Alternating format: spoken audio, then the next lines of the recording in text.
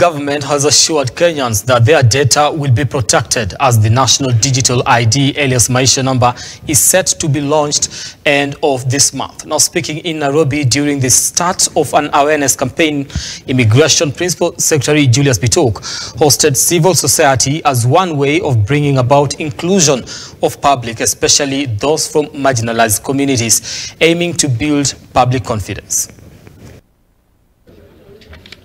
Hosting the civil society in a breakfast meeting to discuss the National Digital ID, popularly known as Maisha number, that will provide over 5,000 government digital services. Permanent Secretary for Immigration, Citizen Services Julius Bitok now says the main aim is to make sure every Kenyan gets an opportunity to give their own opinion and feedback on the implementation of the National Digital ID. We have discussed several things, including UPI, including third generation ID, digital ID, and national master population register. And the objective of this breakfast is to reach out to the civil society, to be able to engage them, to be able to get their ideas, because we want to make this process an all-inclusive process where every Kenyans from all walks of life are able to get an opportunity to give their opinions, to give their feedback on the implementation of National Digital ID. This follows a directive given by the President William Ruto that digitization of government services will ensure efficiency and elevate corruption.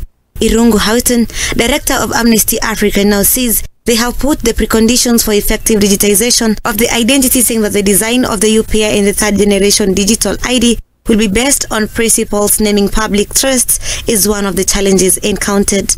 Of the UPI and the third generation digital ID, that it is based on three principles. The first is public safety, ensuring that data protection, that your privacy as Kenyans is protected by design, not by accident, but by design. Secondly, that there is inclusion, that for those communities that have been marginalized, denied their right to citizenship, denied their right to a state and to a very identity, that should not happen in this process. The PS now calls for every stakeholders to be part of the implementation, noting that the government has guaranteed Kenyan people security on their data, adding that the system will ensure authenticity of their documents. So today, we are here to build public confidence.